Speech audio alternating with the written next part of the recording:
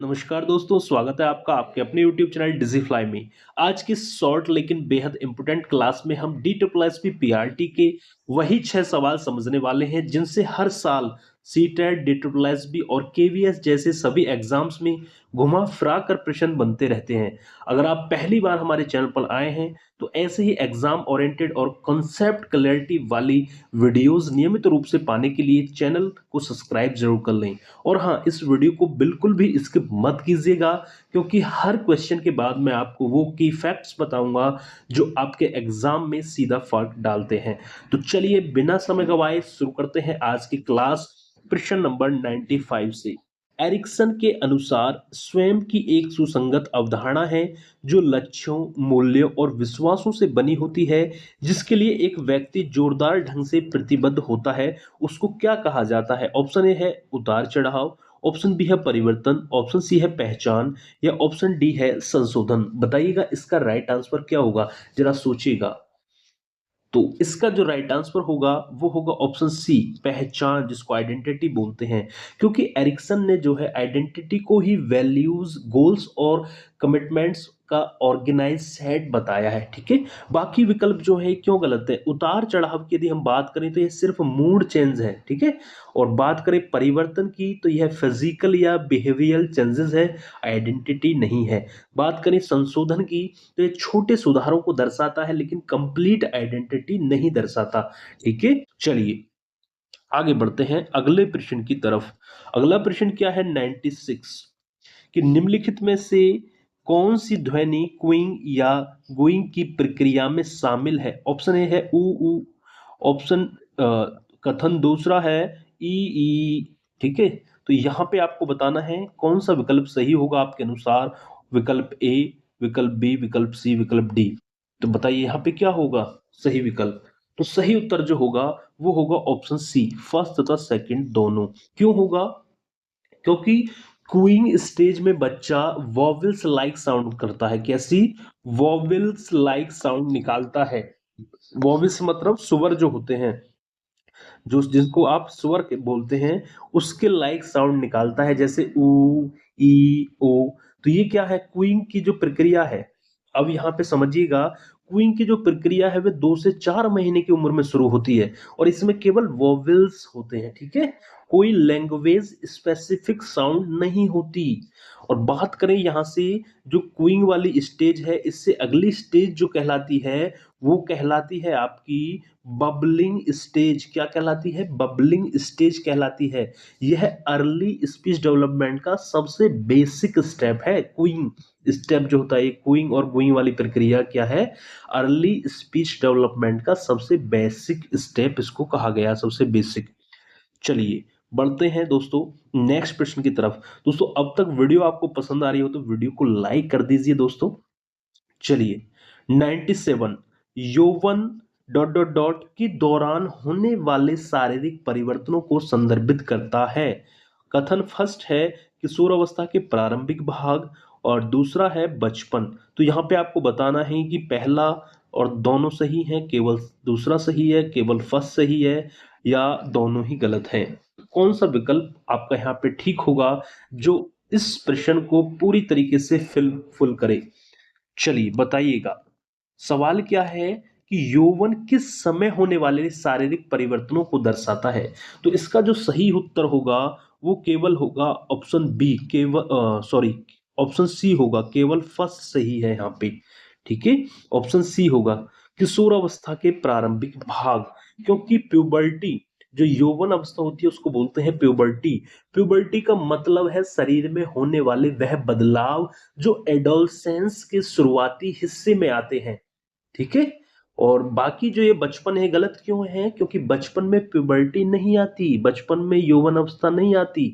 ठीक है, और बात करें यहाँ पे प्यूबर्टी की, यौवन की बात करें यहाँ पे प्यूबर्टी, जिसको यौवन बोलते हैं हिंदी में, बात करें प्यूबर्टी की तो लड़कियों में जो ये गर्ल्स में ये 10 से 12 वर्ष की अवस्था में देखने को मिलती है। और बात करें बॉयज की, लड़कों की, तो ये 12 से 14 वर्ष की अवस्था में बॉयज में यहाँ पे देखने को मिलती है प्यूबर्टी। ठीक है, ये एडोलसेंस के शुरुआती हिस्से में आते हैं। चलिए आगे बढ़ते हैं नेक्स्ट क्वेश्चन की तरफ। 98 क्वेश्चन नंबर दोस्तों, 98 क्वेश्चन नंबर कि किशोरों में संज्ञानात्मक और बौद्धिक विकास के संबंध में निम्नलिखित में से कौन सा कथन सही है, आपको बताना है। पहला कथन है कि संज्ञानात्मक क्षमताओं में लाभ जो है 8 और 12 की उम्र के बीच जबरदस्त है। दूसरा कथन है सूचना प्रसंस्करण दृष्टिकोण उस संज्ञानात्मक रणनीति की व्याख्या करने का प्रयास करता है जिसके द्वारा मानव मस्तिष्क सूचनाओं को संसाधित करता है। तो यहाँ पे कौन सा विकल्प सही है, आपको बताना है। देखिएगा, एक बार मैं बता देता हूं प्रश्न क्या है कि किशोरों में कॉग्निटिव डेवलपमेंट के बारे में कौन सा कथन सही है, आपसे पूछा है। तो सही उत्तर जो होगा वो आपका होगा ऑप्शन सी, केवल सेकंड सही है, केवल कथन दूसरा वाला सही है। ठीक है, क्यों सही है?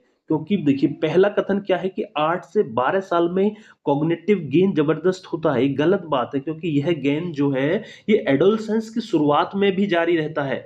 ठीक है, और दूसरा कथन क्या है, इंफॉर्मेटिव प्रोसेसिंग अप्रोच, ये सही है बिल्कुल, यह बताता है कि दिमाग जो है वो जानकारी कैसे स्टोर और प्रोसेस करता है। ठीक है, मानव मस्तिष्क सूचनाओं को संसाधित करता है, कैसे प्रोसेस और स्टोर करता है।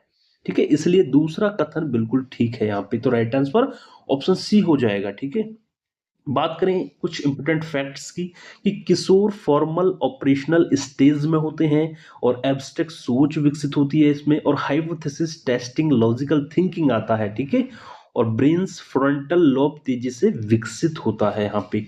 ठीक है, तो दोस्तों जो भी आपके भाई बहन टीचिंग एग्जाम्स की तैयारी कर रहे हैं तो उन तक दोस्तों इस वीडियो को जरूर शेयर करें क्योंकि ये फैक्ट्स उनके लिए बहुत काम के होंगे, ये प्रश्न सभी उनके लिए काम के होंगे, तो उन तक इस वीडियो को जरूर शेयर करें। चलिए बढ़ते हैं नेक्स्ट प्रश्न की तरफ। 99 प्रश्न, किशोरावस्था के दौरान होने वाले शारीरिक परिवर्तनों के संबंध में निम्नलिखित में से कौन सा कथन सही है, आपको बताना है। ठीक है, पहला कथन है ये परिवर्तन हाइपोथैलेमस और अंतःस्रावी ग्रंथियों द्वारा ट्रिगर होते हैं। दूसरा है किशोरावस्था में मुहासों की समस्या से जुड़े हार्मोन के स्तर में वृद्धि पाई जाती है। ठीक है, तो यहाँ पे आपको बताना है कौन सा विकल्प यहाँ पे सही होगा इन कथनों को देखते हुए। किशोर अवस्था के दौरान होने वाले शारीरिक परिवर्तनों के संबंध में आपसे कथन पूछा है, कौन सा सही है। तो जो सही उत्तर होगा वो क्या होगा जरा सोचिएगा, वो होगा ऑप्शन ए, पहला और दूसरा कथन बिल्कुल सही है। ठीक है, क्योंकि जो हाइपोथैलेमस और बात करें अंतःस्रावी जो ग्रंथियां होती हैं वो प्यूबर्टी को, ठीक है, प्यूबर्टी को ट्रिगर करती हैं। ठीक है, और दूसरा एक्नी मुहासे पिंपल, ठीक है, ये हार्मोनिक चेंज के कारण जो है ही आते हैं। तो ये दोनों ही कथन बिल्कुल सही हैं। जो पिट्यूटरी ग्लैंड होती है वो ग्रोथ एंड सेक्स हार्मोन्स के बराबर होती है। ठीक है, जो पिट्यूटरी ग्लैंड होती है। बात करें टेस्टोस्टेरोन, ये बॉडीली चेंजेस यहाँ पे देखे जाते हैं प्यूबर्टी की शुरुआत में जो है। प्यूबर्टी की शुरुआत की यदि हम बात करें, यौवन अवस्था की जो शुरुआत की यदि हम बात करें तो हार्मोन्स के द्वारा ही ये होती है। ठीक है, हार्मोन्स ही करते हैं प्यूबर्टी की शुरुआत। ठीक है, इसलिए एक्ने मुहासे निकलना ये सब हार्मोन्स से जुड़े हैं। ठीक है, दोनों कथन यहाँ पे बिल्कुल ठीक है। चलिए नेक्स्ट प्रश्न, अंतिम प्रश्न है वीडियो का। सवाल नंबर 100 है कि डॉट डॉट डॉट विशेष स्थिति में उपयोग किए गए व्यवहार के संगठित प्रतिरूप के लिए प्याजे का शब्द है। Option A phonemic, option B academy, option C schemes, schema भी बोलते हैं इसको, ऑप्शन डी अक्सो अक्सोनेमी। तो बताइए क्या होगा यहाँ पे। क्या है सवाल कि विशिष्ट स्थिति में उपयोग किए गए व्यवहार के ऑर्गेनाइज्ड पैटर्न को प्याजे क्या कहते हैं। तो सही उत्तर जो होगा वो ऑप्शन सी होगा, स्कीम्स मतलब स्कीमा। ठीक है, ये होता है मेंटल ब्लूप्रिंट। क्या होता है स्कीम्स, क्या बोलते हैं, मेंटल मेंटल ब्लूप्रिंट इसको बोलते हैं, मेंटल ब्लूप्रिंट। ठीक है, इसमें दो प्रक्रियाएं होती हैं, एसिमुलेशन और एकोमेंडेशन। बच्चे इसी से दुनिया को समझते हैं, स्कीम से। प्याजे क्या कह रहे हैं कि स्कीम जो होती है बच्चे इसी से दुनिया को समझते हैं। प्याजे का पूरा थ्योरी इसी कंसेप्ट पर आधारित है, तो इसलिए राइट आंसर होगा ऑप्शन सी दोस्तों।